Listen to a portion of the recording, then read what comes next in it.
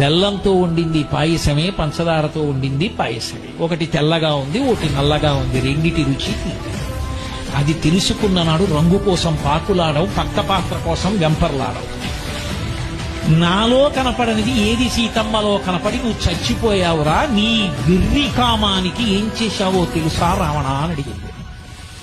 ప్రపంచాన్ని గడగడలాడించగలిగిన వాడు ఇంద్రుణ్ణి గెలవగలిగిన కొడుకుని కన్నాడు. నీ కామానికి పరకాంతని తెచ్చి కొడుకుని యుద్ధానికి పంపి చంపేశావు. నా కొడుకుని, నీ తమ్ముణ్ణి చంపేశావు, కుంభకర్ణుణ్ణి. ఇప్పుడు నువ్వు చచ్చిపోతే నీ తమ్ముడు విభీషణుడు నీ తలకొరివి పెడతాడు. రేపు నీ చచ్చిపోతే నాకు తలకొరివి పెట్టే కొడుకుని మిగల్చకుండా చచ్చిపోయిన దౌర్భాగ్యుడా, నీ కామం నిన్ను చంపింది. చెప్పరా సీతమ్మ ముందు సుందరకాండలో? ఒళ్ళు దగ్గర పెట్టుకోకపోతే అన్ని వేళలా వయసు ఉంటుందా? అన్ని వేళలా శరీరంలో ఓపిక ఉంటుందా?